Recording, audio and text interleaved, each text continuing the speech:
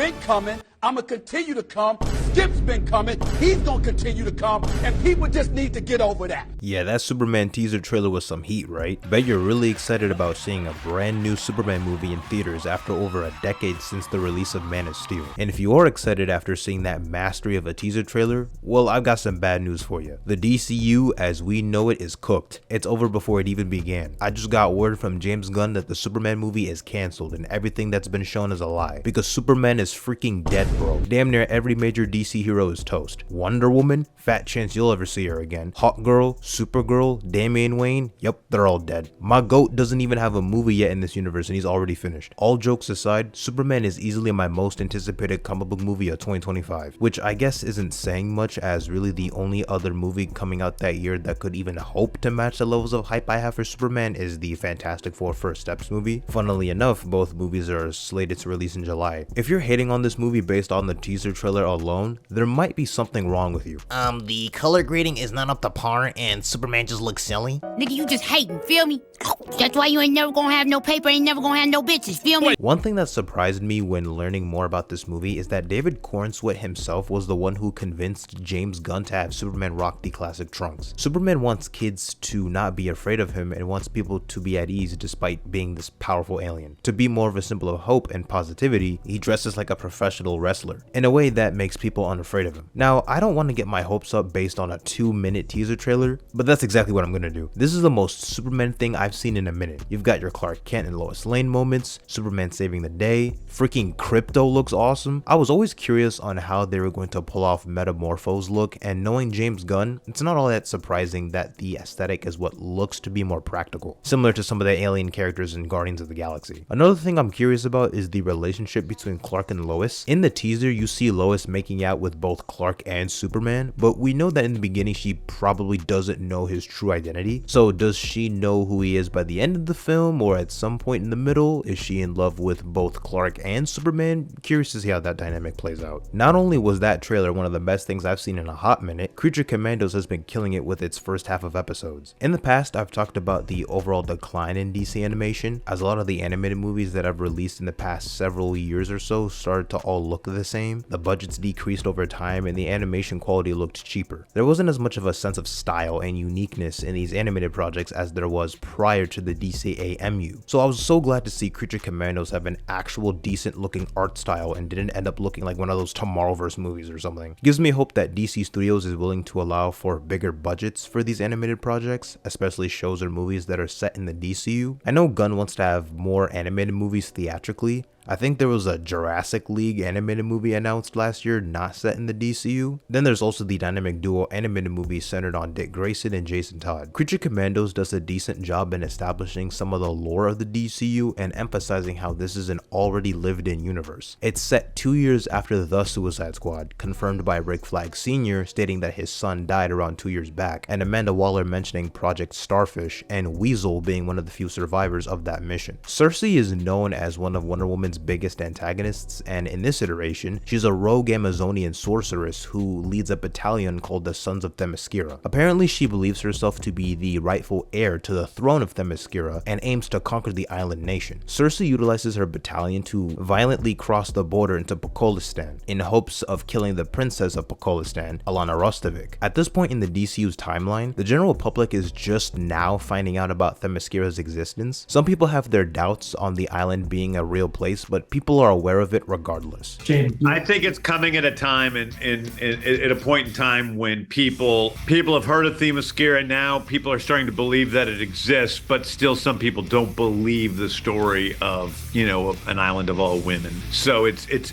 just becoming people are just becoming aware of it. Dude, it's a real place. We know that now. an island of all women? Come on. Since the nation of Pokolistan is a friend of the US, Amanda Waller assigns Rick Flag in leading the Creature Commandos with the sole purpose of protecting Princess Rostovic from Cersei and her Sons of Themyscira, as Cersei intends to kill the princess for whatever reason. In typical James Gunn fashion, you end up resonating and sympathizing with characters you've never even heard of or thought to care about before. Never in a million years did I think I would feel bad for that giant looking rodent weasel from the Suicide Squad. He's a weasel, he's harmless. He's not harmless, he's killed 27 children, but you know, we got him to, he's agreed to do this. Accusations! These are not accusations, this is false accusations. And my boy is innocent, he did nothing but try to help those damn kids. The DCU is set to have movies and shows set in different time periods, and in this show we learn more about G.I. Robot, who was created by some of the greatest scientific minds during World War II. He ends up bonding with them boys at Easy Company, with some of the members being Sergeant Rock, Bulldozer, Wild Man, Canary, and Four Eyes. Yes, those are indeed non-original characters and are actual World War II soldiers from DC Comics, which is significant since Sergeant Rock is reportedly getting a theatrical solo movie with Luca Guadagnino in talks to direct and Daniel Craig in talks to play Sergeant Frank Rock in the movie. Throughout the decades, G.I. Robot would be studied by various scientists and labs from the 1960s to the 90s. One of those scientists in the 60s was Dr. William Magnus, who in the comics is responsible for the creation of the Metal Men. The Metal Men are a team of shape-shifting robots made out of various metallic elements. The 6 robots consist of platinum,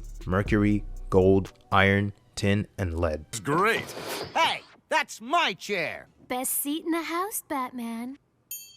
Thanks. I'll stand. Magnus uses GI as a means of enhancing his studies in the creation of the next wave of automatons, which is clearly a setup for the Metal Men in the DCU. Which was my favorite group when I was a child. You know, I think that we're being able to set up that, you know, Dr. Magnus was definitely inspired and learned something from the automaton that is GI Robot that leads him to creating the Metal Men down the road, and we see the beginnings of those designs on the wall, which is a really fun moment for me to bring into it. If the Metal Men are getting their own project, I could see them getting an animated movie, as I'm sure a live action movie or show would probably be a bit harder to pull off due to all of their shape-shifting abilities and designs. Their aesthetic just works better in animation and would be more effective for budgetary reasons. There was an actual Metal Men animated movie announced to be in development a few years ago, but it seemed to have gone nowhere. So this would be the perfect opportunity to pick it back up and set it in the DCU. I think Cersei has been a rather interesting antagonist, or so we're led to believe at first. A little more nerfed than I thought she'd be, considering she gets overpowered by freaking Weasel and Dr. Phosphorus and is incapable of conjuring magic when her hands are restrained. I don't see this current version of Cersei ever really giving Wonder Woman a hard time, but there's always room for power-ups in the future. Some of the uses of her magic are pretty creative and made for some dope action sequences, especially her fight against the Bride.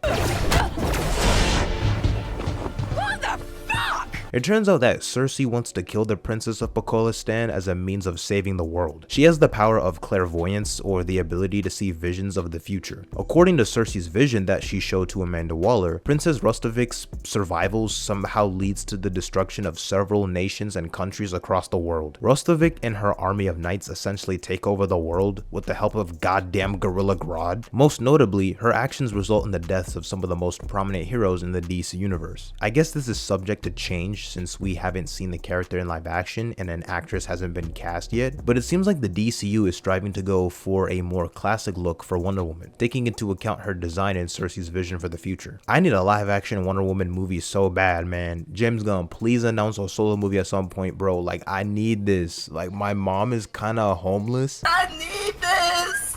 My mom is kind of homeless. I live with my dad. I want to help her out.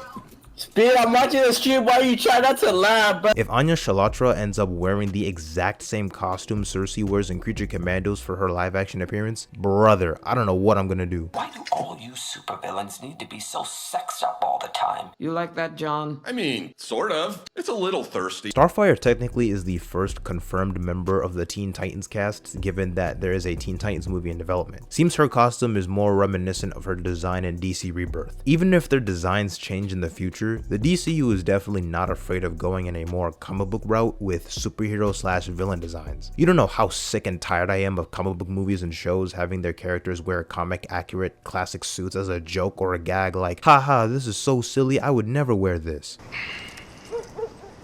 You look like a damn fool. Whoa, sweet costume, bro, Ham-in-Law. Thank you for humoring me and wearing this ridiculous getup, honey. We'll actually go outside in these things. What would you prefer? Yellow spandex? Am I going to war or a circus? What'd you expect? Black leather? Yeah, you tell him, Cyclops. Cersei seems genuine about her concerns in saving humanity, but even if it is just a trick or a ruse, it's enough to convince Amanda Waller to have the creature Commandos pursue a new mission of trying to kill the princess instead of saving her, which has Rick Flag butt heads with Amanda Waller as his relationship with the princess was, let's just say their dynamic was a lot more personal than her interactions with the other creatures. Maybe you should just give him 30 seconds. I don't know how he could hold out for more than 30 seconds to you. You got a point, Wheeze. He's an older guy. Give him a full minute. Even if the tone or comedic timing of Creature Commandos isn't your cup of tea, the show is not representative of what every DCU project will feel like. A big emphasis of this universe is to ensure that each and every project has its own tone that fits the narrative and characters it centers on. Superman, for example, might have some comedic elements here and there, but the tone isn't going to be like the Guardians films or the Suicide Squad. So far from what I've seen of Creature Commandos, I think my DCU glazing arc is off to a strong start. If they can maintain a certain level of quality across most of the upcoming movies and shows, I will unapologetically be one of the most annoying DCU meat writers on this platform. I mean, you really can't get people interested in an entire DC cinematic universe without doing right by the Man of Steel. I will be seated for whatever comes next.